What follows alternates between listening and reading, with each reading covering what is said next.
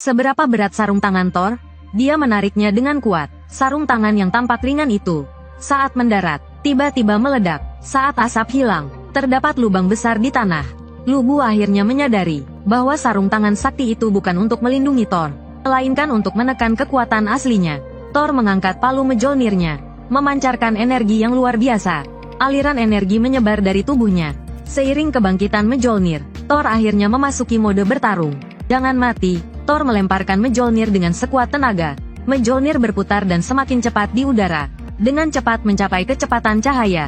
Di saat-saat genting, Lu Bu menghindarinya dengan sempurna. Mjolnir terbang menuju penonton. Memanfaatkan kesempatan ini, Lu Bu maju dan berlari menuju Thor yang tak bersenjata. Namun, Thor tampak sangat tenang.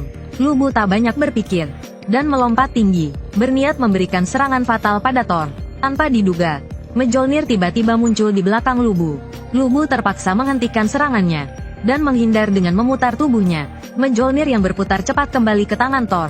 Tujuan Thor sebenarnya bukanlah lemparan itu sendiri, melainkan memanfaatkan kecepatan dan gaya sentrifugal Mjolnir untuk melancarkan jurus pamungkasnya. Mjolnir yang telah bangkit, menimbulkan kehancuran dahsyat. Gelombang energi yang kuat membuat semua orang sulit membuka mata. Melihat ini, kuda sekutu merah meringkik sedih.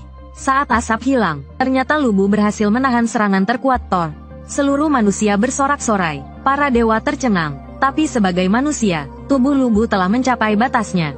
Tulang kakinya mulai retak. Meskipun Lu Bu merasa sangat tidak rela, dia terpaksa berlutut. Darah mengalir dari kakinya. Jelas dia tak bisa bertarung lagi.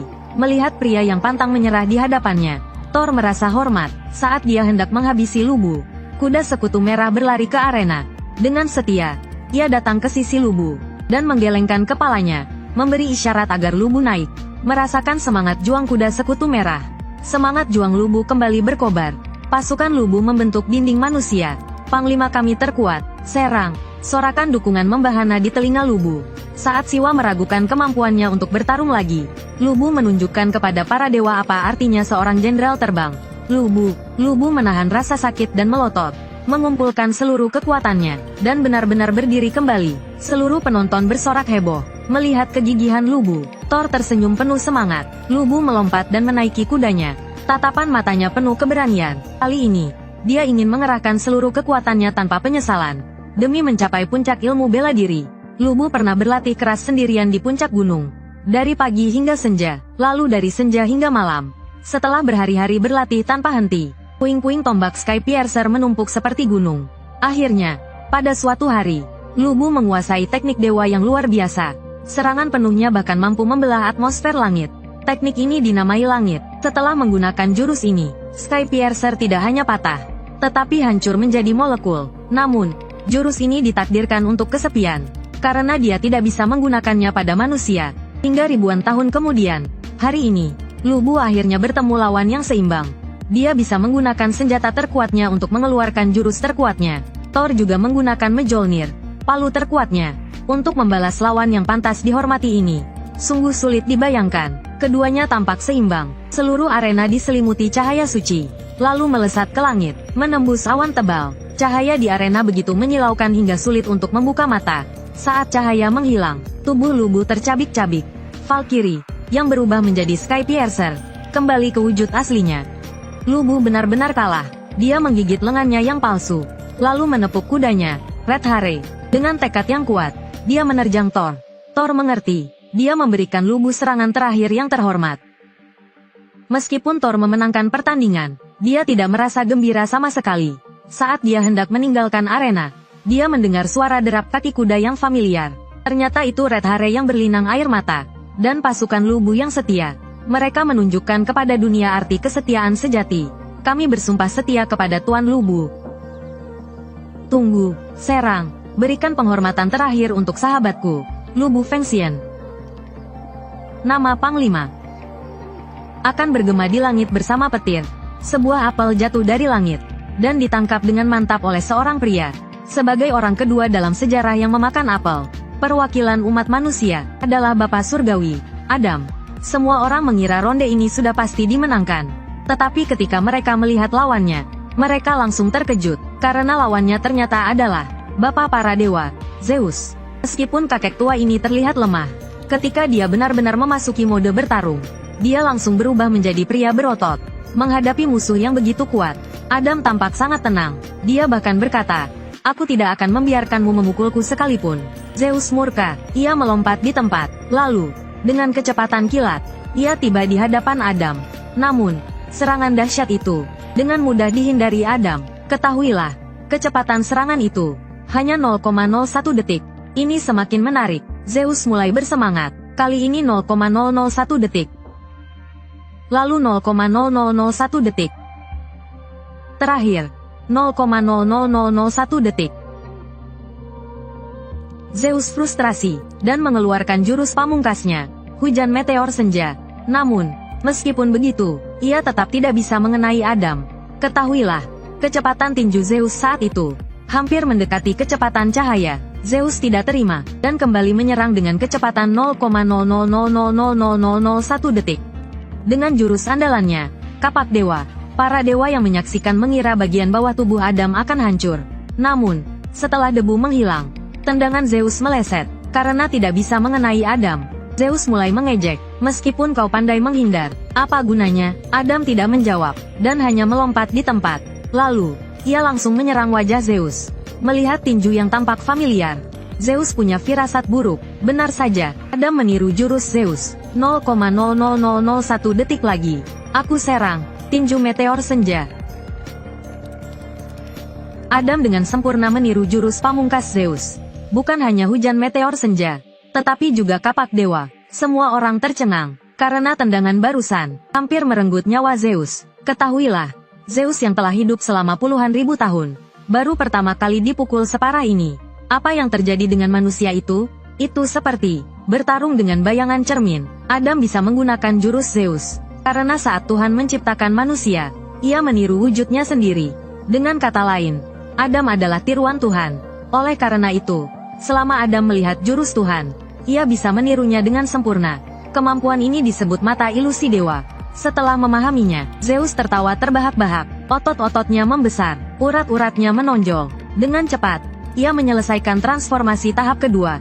Melihat Adam di hadapannya, Zeus ingin sekali mencincangnya. Ia mengepalkan tangan kanannya dan mengumpulkan energi. Saat energi terkumpul, burung-burung di langit berhenti terbang. Inilah jurus pamungkas Zeus. Tinju melampaui waktu. Semburan darah muncrat. Yang dipukul ternyata Zeus. Apa yang terjadi? Mari kita putar kembali waktu sedetik yang lalu. Ternyata, tepat saat Zeus menerjang, Adam menggunakan mata dewa untuk meniru gerakannya. Lalu, dengan selisih tipis, ia menghindari serangan itu, dan mendaratkan tinju ke wajah tua Zeus. Menerima serangan pamungkas ini, bahkan Zeus pun tak bisa bangkit lagi. Manusia di pinggir arena bersorak, karena mereka menyaksikan keajaiban dengan mata kepala sendiri. Bahkan rekan-rekannya sendiri tak menyangka Adam sekuat ini. Brunhilde menjelaskan bahwa kekuatan Adam berasal dari kebenciannya terhadap para dewa. Dahulu, Adam di Taman Eden hidup bahagia bersama Hawa. Namun suatu hari, Dewa Ular yang mesum menggoda Hawa. Hawa menolak. Dewa Ular menjadi marah. Ia memfitnah Hawa telah mencuri buah pengetahuan. Di pengadilan, yang hadir semuanya dewa. Tentu saja mereka tidak akan memihak manusia. Namun saat itu, Adam masuk. Ia membawa 2 keranjang buah pengetahuan, lalu menggigit setiap buah, dan membuangnya sembarangan. Dewa Ular murka. Ia menunjukkan wujud aslinya dan bersiap menyerang Adam. Adam menggunakan mata dewa. Ia meniru gerakan Dewa Ular. Hasilnya sudah jelas. Dewa Ular tumbang oleh jurusnya sendiri. Dan Adam serta Hawa diusir ke dunia manusia. Dan tidak pernah kembali. Kembali ke masa kini, Zeus terkapar tak bergerak. Wasit hendak mengumumkan kemenangan manusia. Namun, sebuah tangan raksasa mencengkeram kepalanya. Zeus hidup kembali. Lalu, di hadapan tatapan terkejut semua orang, ia memasang kembali kepalanya dengan kedua tangannya. Meskipun berhasil hidup kembali, serangan Adam tetap memberinya luka yang cukup parah. Zeus pun mengakui kekuatan Adam. Namun, sebagai dewa yang maha tahu, ada satu hal yang ia tidak mengerti. Ia tidak merasakan kebencian terhadap para dewa pada diri Adam. Maka ia bertanya pada Adam, untuk apa ia bertarung? Adam menjawab Zeus, ketika kau harus melindungi anakmu. Apakah butuh alasan lain? Seluruh umat manusia meneteskan air mata haru. Mereka serempak berdoa, hanya untuk satu hal, yaitu, agar Adam bisa menang dengan selamat. Melihat itu, Zeus tak lagi menahan diri. Ia mematahkan lututnya sendiri, agar menjadi lebih kuat. ia mematahkan lututnya yang satunya lagi. Adam terkejut. Zeus memadatkan ototnya dengan cara yang sangat menyakitkan. Saat debu menghilang, Zeus yang kurus kering muncul. Inilah wujud terkuatnya, Adamas. Zeus yang marah kembali menerjang Adam. Serangan yang terlihat sederhana, namun mengandung energi yang tak terbatas. Tinju kanan dewa sejati melawan mata dewa. Adam kembali meniru dengan sempurna, dan membalas serangan Zeus. Tapi Zeus tidak peduli. Malah, ia mulai menyerang dengan membabi buta. Pertarungan mereka bahkan menghancurkan tanah arena. Saat itu, Adam tampak tak terkalahkan. Namun, Brunhilde menyadari ada sesuatu yang tidak beres. Mata dewa memang bisa meniru gerakan Zeus. Tetapi dengan penggunaan intensitas tinggi seperti ini, mata Adam mulai kepanasan. Hal ini menyebabkan sirkuit sarafnya menerima beban yang tak terbayangkan. Sekarang, setiap pukulan yang dilepaskan Zeus adalah serangan fatal yang tak terhindarkan. Adam harus meniru semuanya. Jika terus begini, akibatnya bagi Adam sudah jelas. Untungnya, wujud pamungkas Zeus juga tidak bisa bertahan lama. Setelah menerima serangan bertubi-tubi dari Adam, otot-ototnya mulai berdarah. Tubuh keduanya sudah diambang kehancuran. Pertarungan sengit ini membuat para penonton tegang. Baik dewa maupun manusia berdiri dan bersorak untuk perwakilan mereka. "Kakek, kau tahu kan, jangan berhenti bergerak." Saat itu juga, Adam mendaratkan pukulan telak di wajah Zeus. Setetes darah jatuh tepat di mata Adam. Kebuntuan telah pecah. Tetesan darah itu menjadi pukulan terakhir bagi Adam. Mata dewanya hancur. Sekarang dia tidak bisa lagi menghindari serangan Zeus. Situasi di arena berbalik dalam sekejap. Adam hanya bisa mengangkat tangannya untuk bertahan. Saat ini, kedua matanya sudah buta total. Zeus memanfaatkan kesempatan ini dan mulai menyerang tanpa henti. Melihat Adam hampir mati di arena, para penonton tidak dapat menahan air mata mereka. Bayi-bayi di pelukan mereka mulai menangis. Meskipun buta, Adam masih ingin melindungi anaknya. Ada bayi yang menangis di suatu tempat. "Tidak apa-apa, jangan menangis. Baik manusia atau dewa yang mengerikan, ayah akan mengalahkan mereka semua." Saat pukulan berat Zeus mendarat, Adam tiba-tiba menangkap rambut Zeus. Keduanya pun memasuki pertarungan stamina terakhir. Mereka berdua saling beradu pukulan dengan sekuat tenaga. Demi kehormatan masing-masing, tak satu pun dari mereka mau menurunkan tinjunya. Meskipun tubuh mereka hampir hancur, mereka terus saling memukul dengan brutal. Pertarungan sengit ini baru berakhir saat senja. Setelah keduanya melepaskan pukulan terakhir, Zeus tiba-tiba berlutut, sementara Adam tetap berdiri, dengan senyum di wajahnya. Semua orang mengira Adam telah menang. Tetapi jika dia mati lebih dekat, Adam sudah lama meninggal. Zeus menjelaskan bahwa sebelum dirinya roboh, Adam sudah mati, tapi dia tidak mau menyerah, dan tubuhnya terus melayangkan pukulan. "Zeus, jika ini pertandingan ketahanan, kaulah pemenangnya." Meskipun Adam kalah, dia mendapatkan pengakuan dari Raja Dewa Zeus. Semangat pantang menyerahnya menginspirasi semua yang hadir. Meskipun pihak manusia telah kalah 2 kali berturut-turut, mereka tidak berkecil hati. Sebaliknya, mereka lebih percaya diri untuk menghadapi pertandingan selanjutnya. Mengapa Dewa Laut Poseidon disebut dewa yang paling ditakuti? Pada Perang Titan, Zeus mudah mengalahkan ayahnya, Cronus, dan menjadi Raja Olympus yang baru. Namun, kakaknya, Adamas, merasa tidak puas. Dia menemui adiknya, Poseidon, dan ingin bekerja sama untuk menggulingkan Zeus. Namun, Poseidon paling membenci pemberontakan. Dia pun menusuk Adamas dengan trisulanya, dan menghapus keberadaannya dari mitologi Yunani. Para dewa lainnya terdiam. Tak ada dewa yang berani membantah. Karena dia adalah Poseidon, tiran lautan. Pertandingan ketiga Ragnarok akan segera dimulai. Arena berubah drastis. Poseidon naik ke atas ring. Kehadirannya yang mengintimidasi membuat arena hening. Semua orang di pinggir arena ketakutan dan tak berani bicara. Bahkan para dewa pun berkeringat dingin. Menghadapi musuh yang begitu kuat, para Valkyrie mengirimkan seorang pendekar pedang yang tak dikenal dari Jepang. Ternyata dia adalah pecundang terkuat sepanjang sejarah, Sasaki Kojiro. Pihak manusia mempertanyakan pilihan ini. Mereka khawatir dengan kekuatan Kojiro. Namun, saat pedang Kojiro menyentuh tanah, permukaan laut yang bergelombang tiba-tiba menjadi tenang. Miyamoto Musashi langsung merasakan bahwa Kojiro telah mencapai Jinjie yang didambakan semua pendekar pedang. Tak tertandingi. Dengan aba-aba dari wasit, ronde ketiga resmi dimulai. Kojiro memancarkan aura pedang, dan langsung berada di depan Poseidon. Dengan kekuatan luar biasa, dia melancarkan serangan yang tak tertandingi. Namun, Poseidon dengan mudah menghindar, dan membalas dengan trisulanya. Berdasarkan hukum inersia, tebasan Kojiro tidak bisa dihentikan. Tapi dia menggabungkan pengalaman kekalahannya yang tak terhitung jumlahnya, dan kini memiliki jurus untuk menghadapinya. Dia menggigit giginya, dan mengerahkan kekuatan di kedua tangannya. Dia mengangkat pedangnya kembali. Inilah jurus andalannya, Tsubame Gaeshi. Meskipun hanya memotong sehelai rambut emas Poseidon, itu membuktikan bahwa Kojiro mampu melawannya. Melihat itu, Poseidon langsung melancarkan jurus pamungkasnya, gelombang amarah, menghadapi tusukan cepat yang mengejutkan. Kojiro menghindar bertubi-tubi, bukan karena dia melihat serangan itu, tetapi karena pengalaman bertarungnya. Kojiro muda telah menantang banyak petarung kuat.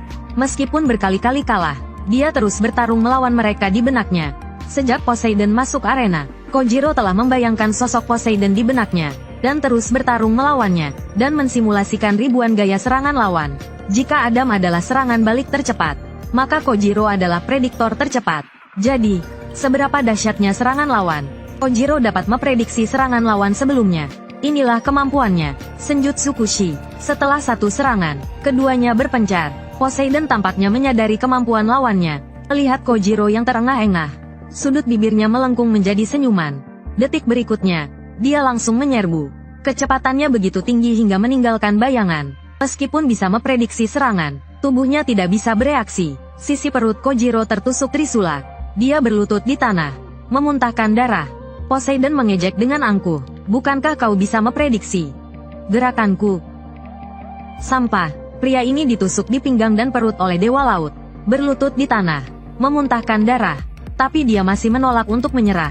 Melihat itu, Dewa Laut Poseidon langsung melancarkan jurus pamungkasnya, petir dewa yang menghantam laut yang bergejolak.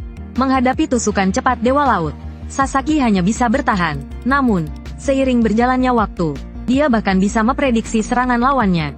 Para dewa merasa takjub. Manusia biasa bisa memprediksi gerakan Dewa Laut.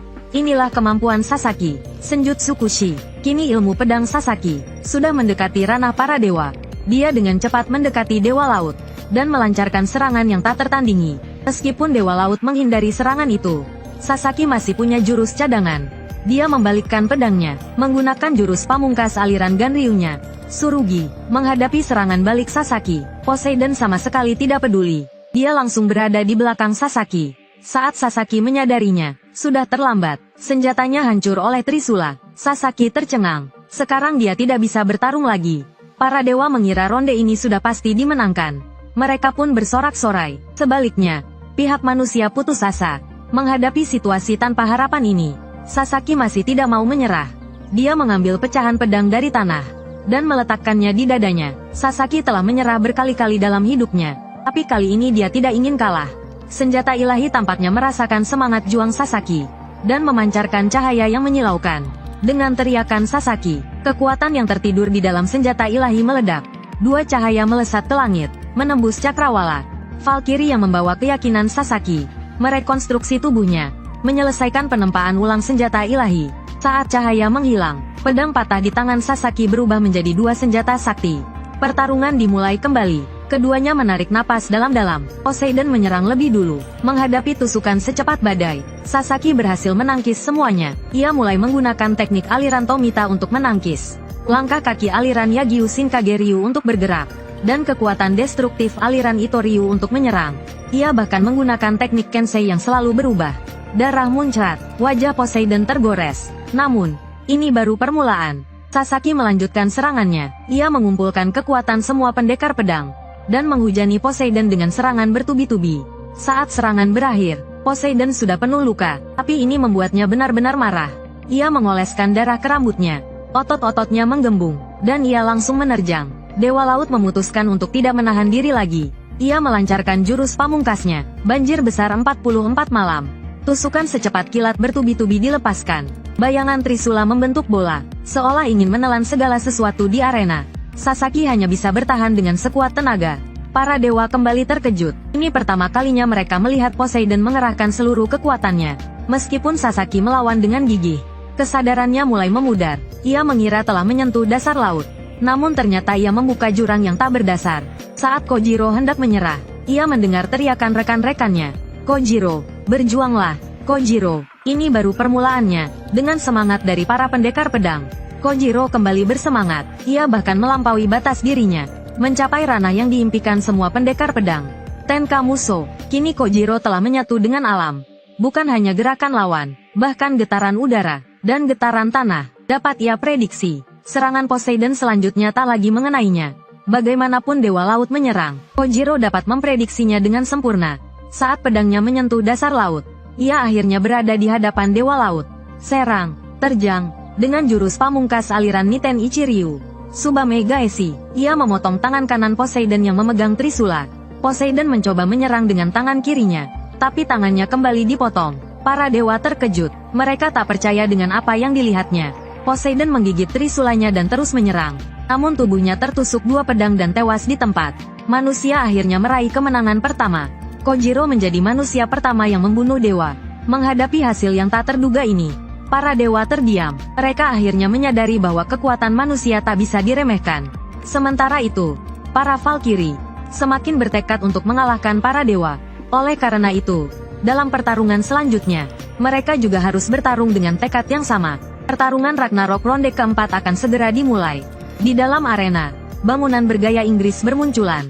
Demi meraih kemenangan, Valkyrie mengirimkan pembunuh berantai paling terkenal dalam sejarah, Jack the Ripper. Untuk membalas dendam, para dewa Yunani mengirimkan pahlawan terhebat dalam mitologi Yunani, Herakles. Dalam pertarungan antara keadilan dan kejahatan ini, siapakah yang akan menang? Mari kita saksikan pertarungan ini.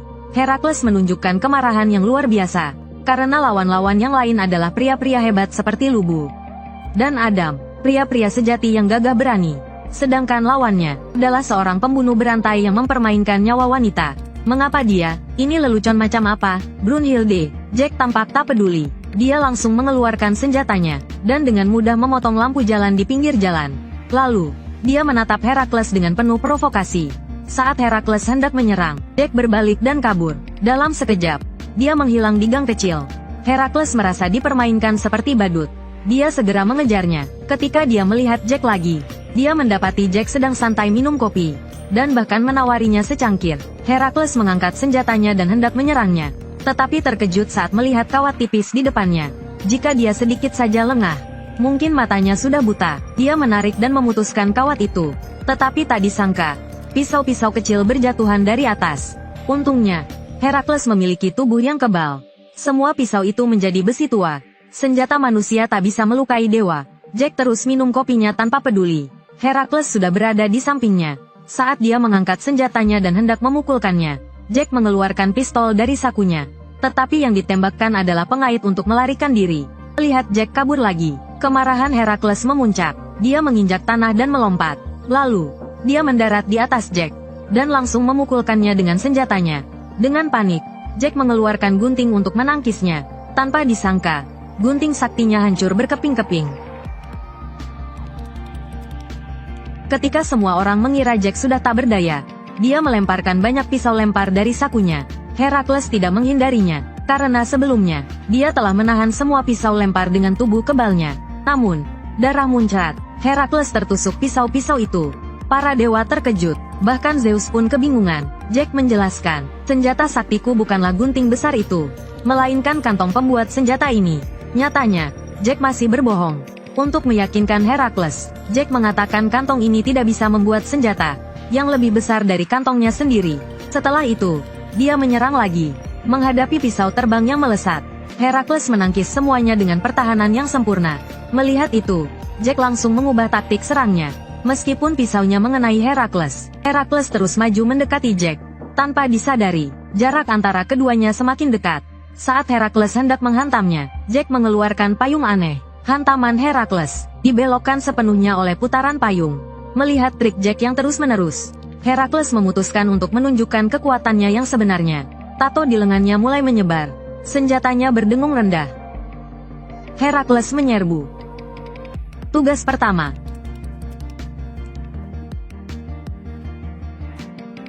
Singa Nemea.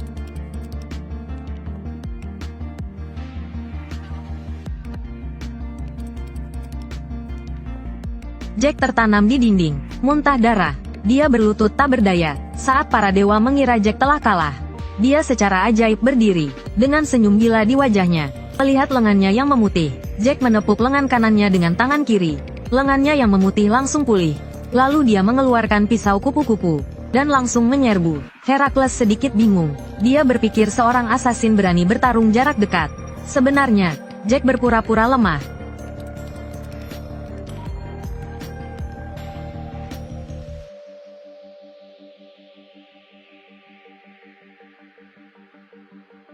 Serangan Jack sangat bervariasi. Dia memiliki pisau kupu-kupu untuk jarak jauh, dan pisau terbang yang tak terhitung jumlahnya untuk jarak dekat.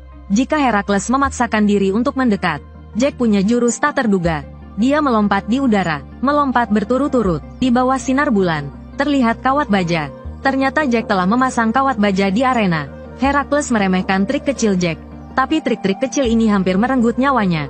Jack melemparkan pisau terbangnya ke udara, lalu memanipulasi kawat dengan tangannya. Dengan bantuan tarikan kawat, pisau terbang jatuh seperti hujan. Lihat aku tangkis semua pisau terbang ini dengan tubuhku.